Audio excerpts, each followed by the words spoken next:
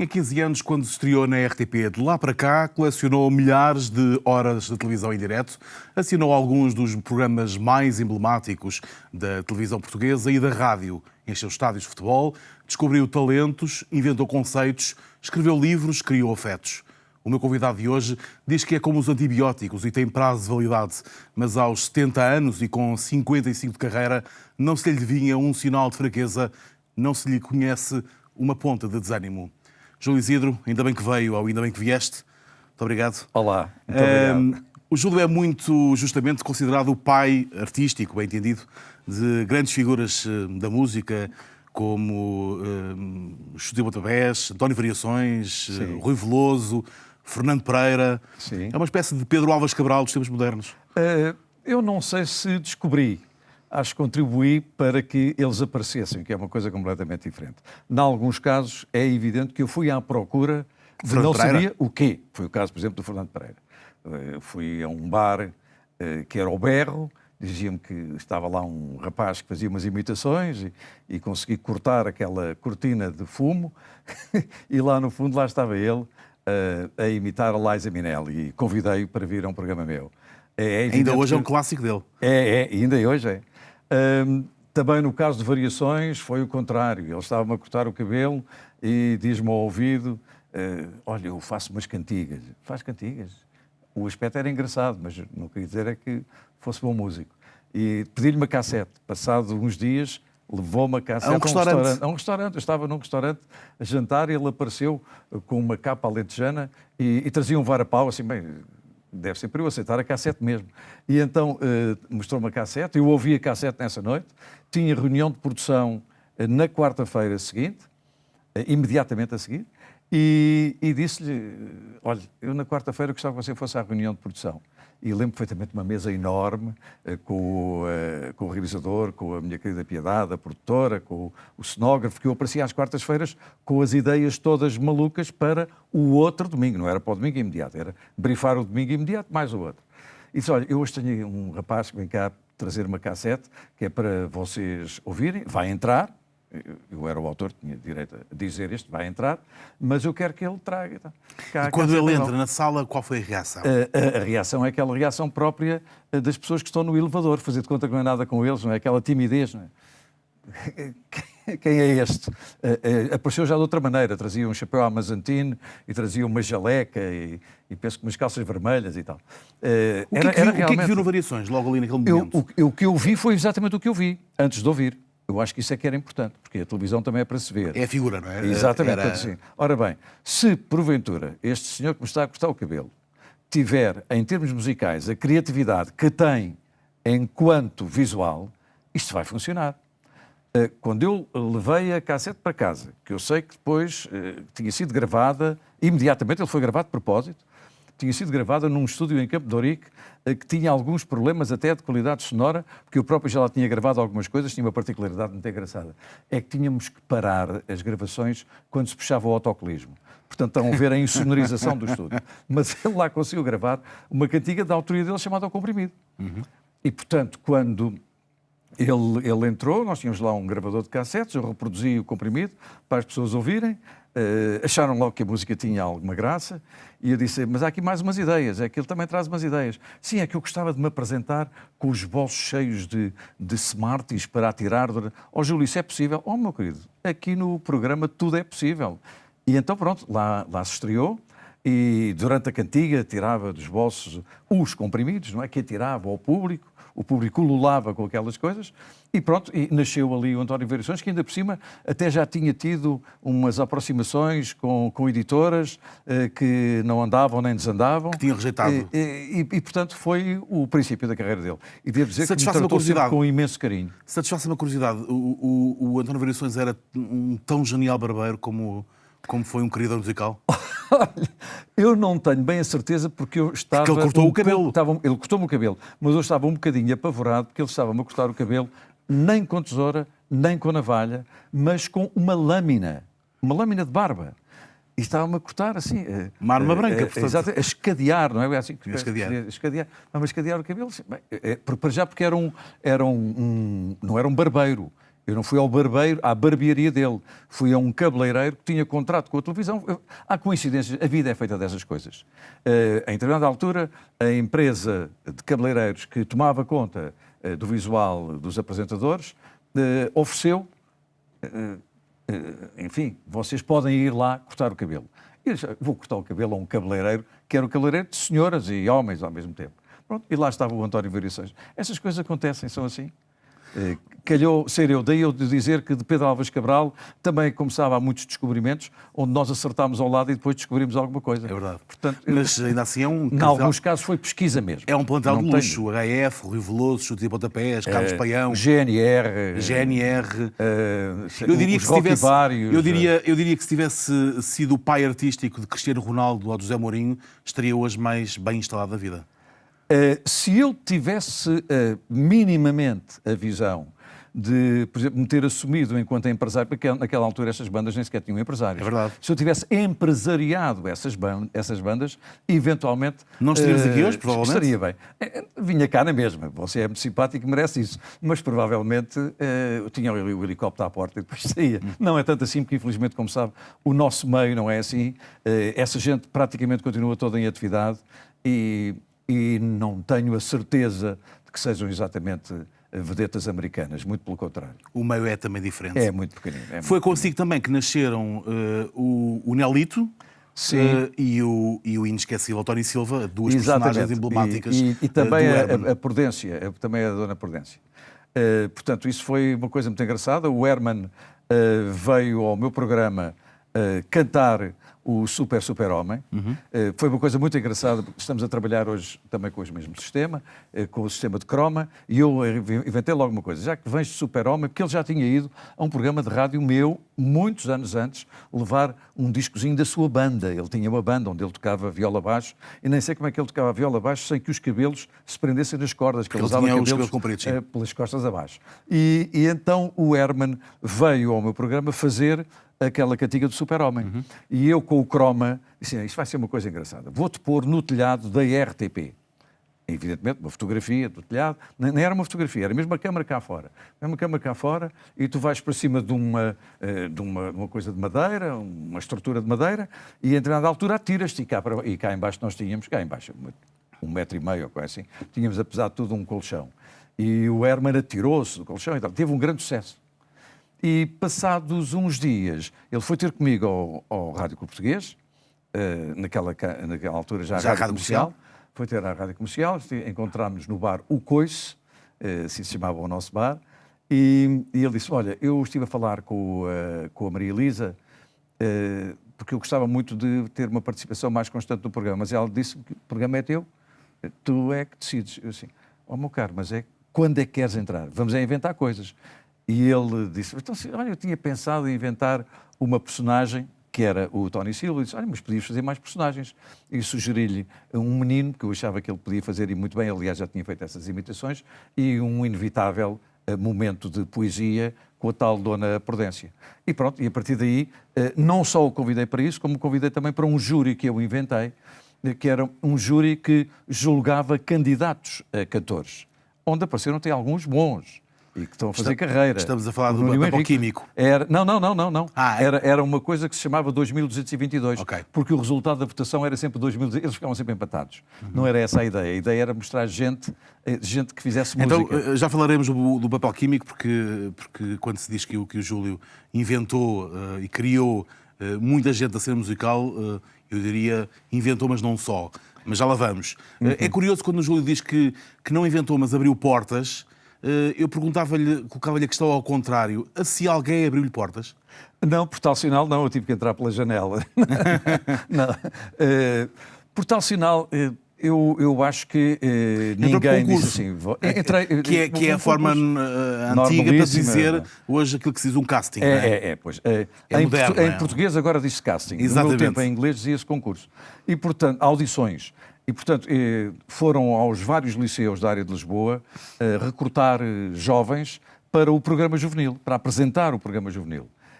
E eu, normalmente, fazia umas gracinhas, poucas, para apresentar o Orfeão do Liceu Camões. E, portanto, fui também selecionado para vir à RTP.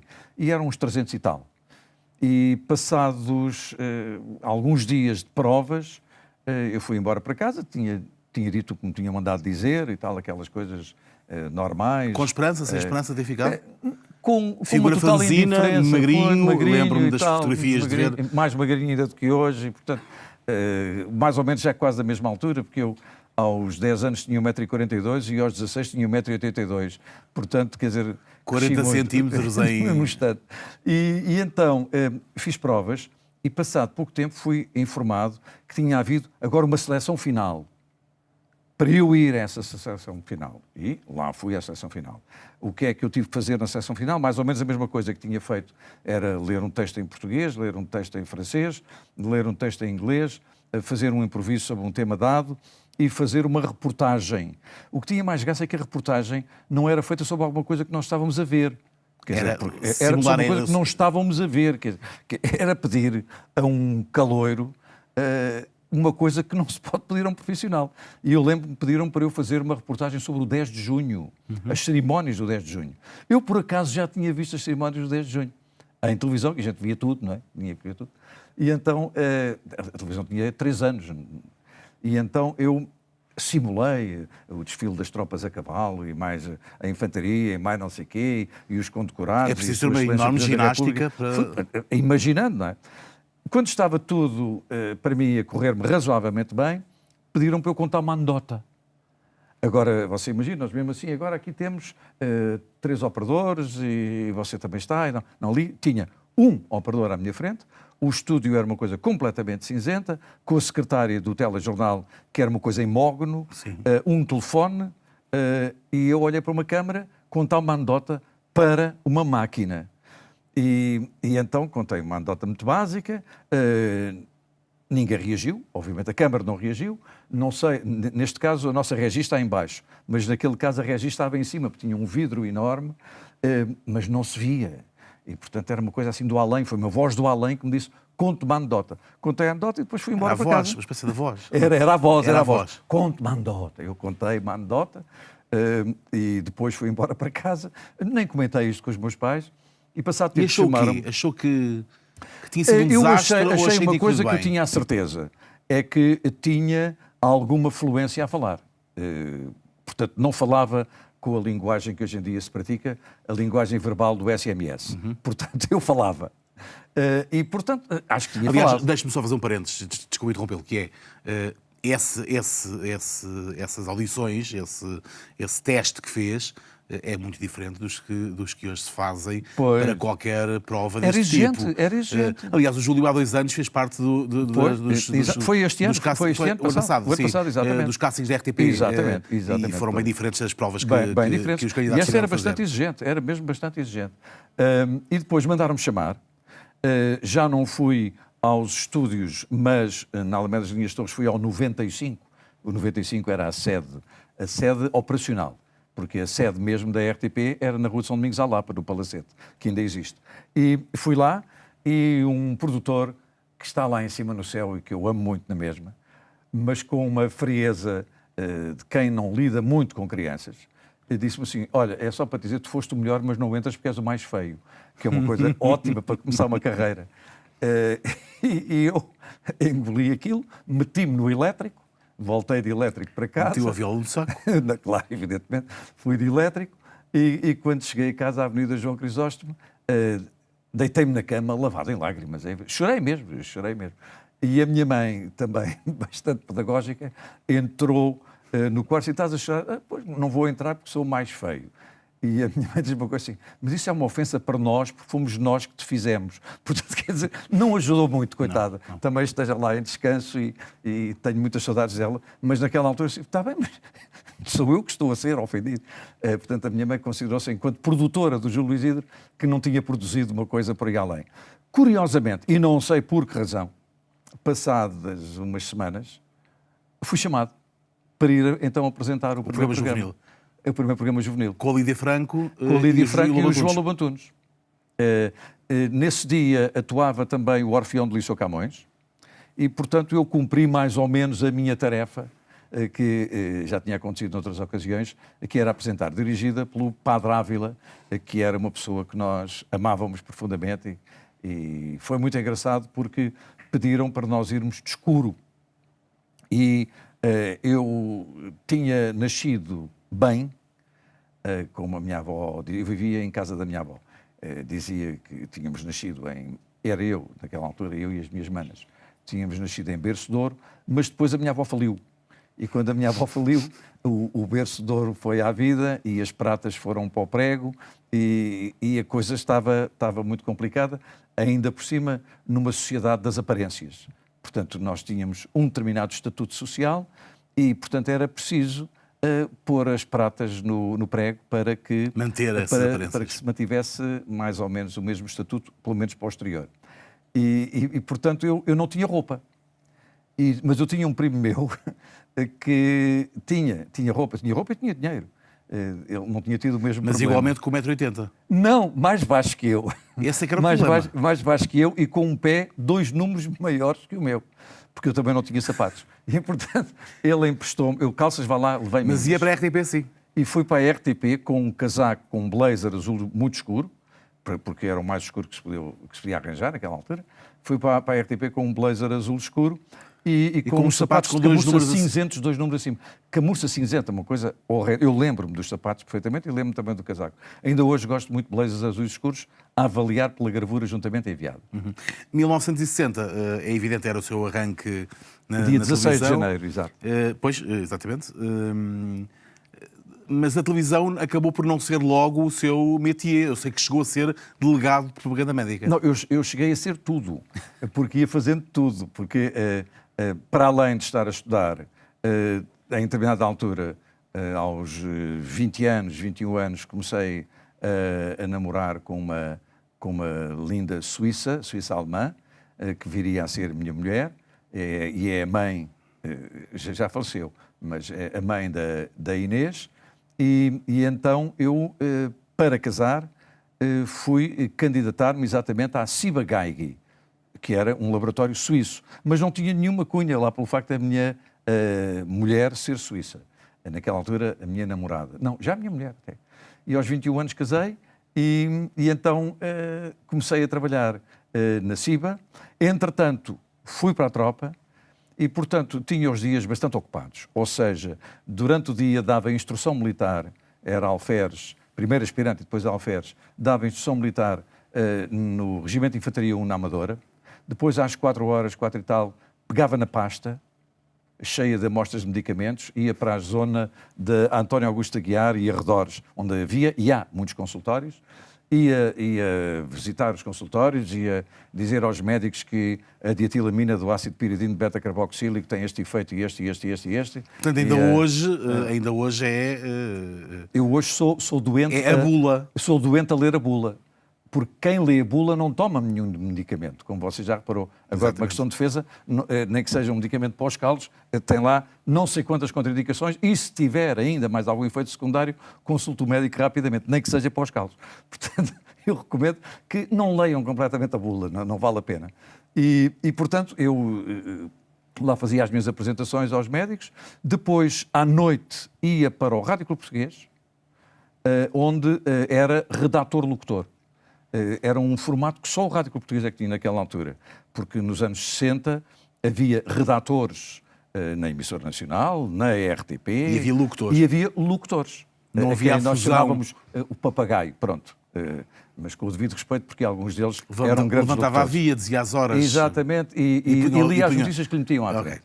No caso do Rádio Clube Português, numa invenção do meu querido amigo Luís Filipe Costa, que há de ser sempre o meu chefe, é o meu querido chefe, numa invenção dele, que foi muito bem apoiada pelo Júlio Botelho Muniz, nós passámos a ter este estatuto de redatores-locutores, no fundo, jornalistas. E fazíamos 6 horas de notícias. E como eu era bem pago, era pago a 25 escudos a hora, mesmo para a época já era miserável, 12 cêntimos e 50, 12 cêntimos e meio a hora, aquelas 6 horinhas davam muito jeito para eu manter o lar.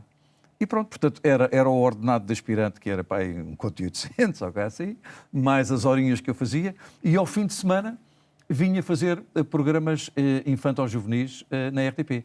alguns ao sábado e outros ao domingo, porque normalmente já era eu que escrevia, por exemplo, as cenas dos fantoches, os sketches dos fantoches, do Dói Dói e da Dona Dada, e não sei o quê, são algumas Porque essa é criações minhas. uma particularidade que acompanhou a carreira do Júlio na televisão, é que o Júlio não se limitou a ser um apresentador de programas. O Júlio fez todo o circuito nos programas. Pois eu considero um clínico geral. Escreve, é um clínico geral, exatamente. É um clínico geral. Produz, escreve, pensa nos Realiza, conceitos, edita, realiza. exato. Ou seja, é um todo-terreno, no fundo. É um todo-terreno. Eu devo dizer que, quando olho para o panorama atual, só vejo uma pessoa a fazer mais ou menos a mesma coisa que eu faço, que é o Daniel Oliveira, que é também um todo-terreno. E tenho por ele uma grande consideração e acho que tem carreira. Porque eu acho que é sempre limitativo ser só uma coisa. E, portanto, eu escrevia os sketches para as tardes de domingo, inteiramente dedicadas às crianças, onde, por exemplo, o Zé Viana, já que estamos em tempos de recordação, o Zé Viana, que desenhava maravilhosamente bem, fazia uma coisa que encantava as crianças do país inteiro. Era um painel branco, com uns buraquinhos para meterem a cabeça, e ele perguntava: o que é que tu queres ser? Eu quero ser aviador. E ele desenhava um miúdo dentro de um avião. E tu o que é que queres ser? Eu quero ser bombeiro. E não sei o quê. E, portanto, era um programa onde eu não só escrevia os sketches, mas também fazia de fantoches.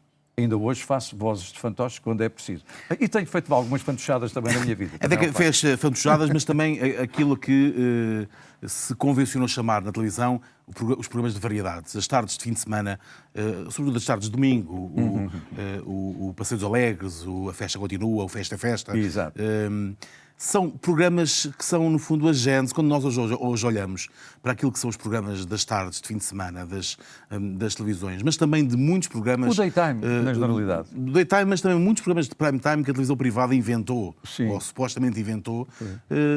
Muitos desses conceitos originais estavam em rubricas que o Júlio criou nos seus programas de fim de semana. Eu acho que recordo de uma esbanjei. coisa maravilhosa como colocar não sei quantas pessoas dentro de um mini. 27. Pronto, lembrar-se-á melhor do que eu, mas eu lembro-me disso. Mas tem uma história, que se quiser que eu conte, é que...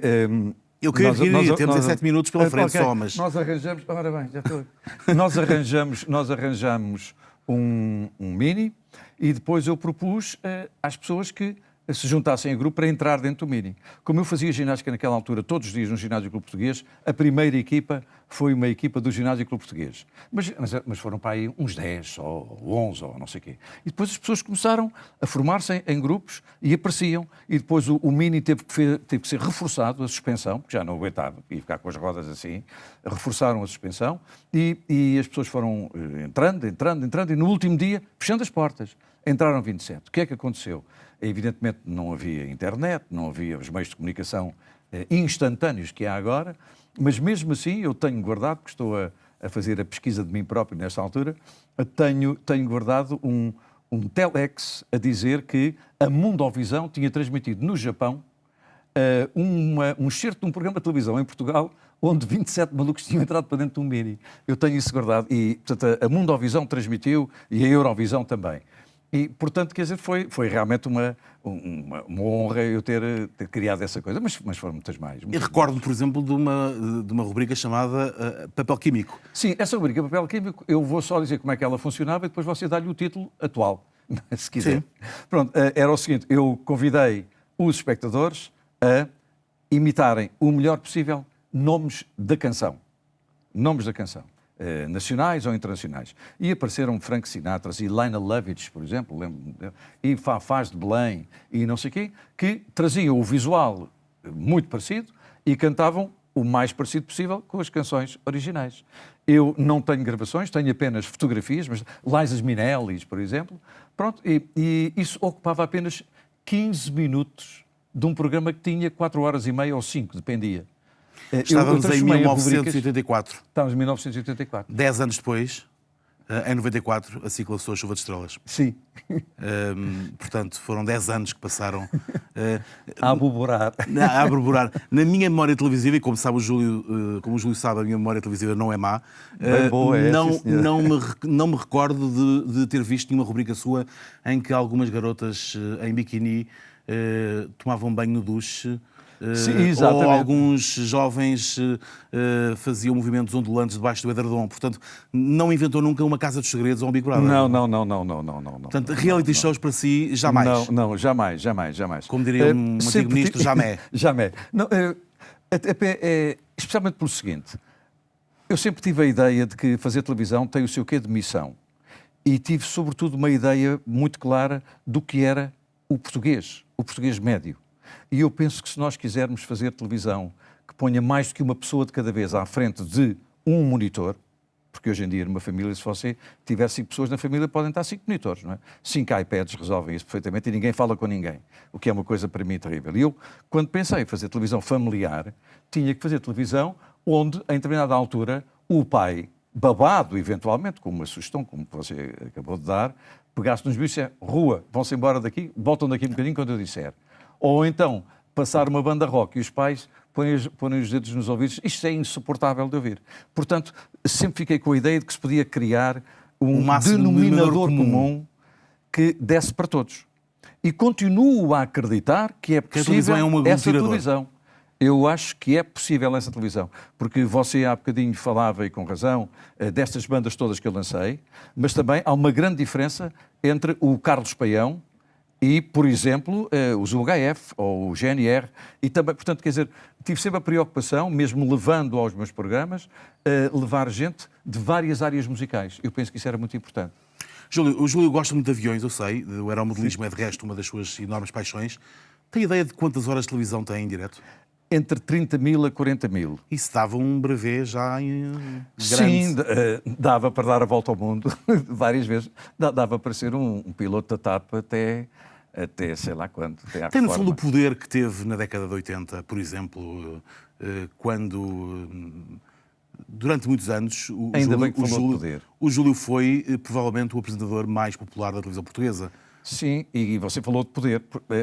Só que uma coisa é que eu tenho tanto respeito por isto que acho que não devo exercer o meu poder a não ser em conformidade com os interesses de todos. Razão pela qual subestimei sempre essa ideia do poder. O que é que eu podia? O que eu podia fazer era dar oportunidades a pessoas que aparecessem na televisão. O que é que eu podia era dar prazer a pessoas. O que é que eu podia era valorizar intelectualmente as pessoas. O que é que eu podia era valorizar, sob o ponto de vista até social, as pessoas. E isso eu fiz. Porque o programa chamava-se Passeio dos Alegres e não era por acaso. É porque vivíamos um tempo. E, curiosamente, o Passeio dos Alegres começa com um empréstimo ao FMI. Nós estávamos em fase de empréstimo. E eu, nem foi por isso, mas lembrei-me que havia o Passeio dos Tristes, que era uma coisa para mim deprimente, que era possivelmente para muita gente. Portanto, o papá só saía com o carro uma vez por semana, e a mamã... Ainda hoje é uma expressão que se utiliza, exatamente, não é? Eu passei, e portanto, ia dar a volta à Sintra, comia umas queijadas, o pai ia ouvir a bola, a mamã fazia um tricô, e os miúdos atrás faziam barulho e incomodavam o papai, não sei o quê, e ao final do dia iam todos jantar e tinha-se queimado o domingo. E, portanto, eu criei uma ideia diferente. E se nós agora os pusermos todos em casa e fizermos isso, e fizermos com que eles interajam com o programa, porque o programa não foi feito sempre dentro do estúdio. As pessoas vinham de fora corresponder às mais variadas loucuras que eu lhes propunha. Sempre coisas saudáveis, mas variadas loucuras. E então, a partir de determinada altura, eu tive a percepção de que estava a poupar gasolina ao país. E estava a poupar dinheiro. E no final da terceira série, ainda com um cartaz, uma coisa muito primária, também não havia essas eletrónicas todas, eu apresentei ao Ministro da Indústria e Energia o valor em milhões de contos que eu tinha poupado ao país e disse que ele me ficava a dever esse dinheiro. Claro, nem uma comenda. Não me encomendou nada. Acabei por ser comendador há relativamente pouco tempo, mas não foi com certeza por isso. Mas foi uma gracinha assim, olha, foram não sei quantos milhões de litros de gasolina, a não sei quantos escudos cada litro de gasolina, não sei quantos quilómetros que foram feitos por cada carro, poupou-se nisto e nisto e nisto e nisto e nisto e nisto. O senhor tem... O meu contributo é não sei quanto. Júlio, um minuto para lhe perguntar como é que um homem do seu tempo é também um homem deste tempo. O Júlio tem 70 anos, 55 de carreira, e é um homem deste tempo. Como é que isso é possível? Eu penso que tem algumas razões, algumas de Eu caráter acho que este é o melhor fisiológico. elogio que lhe posso fazer. Muito porque- obrigado, muito obrigado. Eu sabe que é justo. eu acho que é essencialmente o seguinte: para já, porque fisiologicamente eu tenho mantido uma energia que está cá dentro. Depois porque tenho uma enorme capacidade de sonhar. Depois porque estou muito atento àquilo que acontece. Depois porque a minha capacidade de ser indignado dá-me energia para continuar. Eu acho que funciono por isso e também pelo magnífico ambiente familiar que tenho, porque tenho uma mulher que é 23 anos mais nova do que eu, tenho duas internetas, que são as minhas filhas, eu, brincando, a Mariana tem 16 e a Francisca tem 12, e realmente eu penso que há aqui um bocadinho quase de puxam por si sentimento também. de Drácula. Vou bebendo aquele sangue de juventude que há ali. E elas puxam muito por mim. Júlio, muito obrigado por ter vindo. Ainda bem que veio ou ainda bem que vieste. Muito obrigado. Júlio Isidro, 55 anos a criar emoções na televisão portuguesa, ou a vida de um dinossénior da comunicação em Portugal. Foi assim hoje com Júlio Isidro e é assim todas as semanas na RTP Informação, conversas descontraídas com gente com histórias para contar. De hoje, 8 dias, já sabe, conto consigo.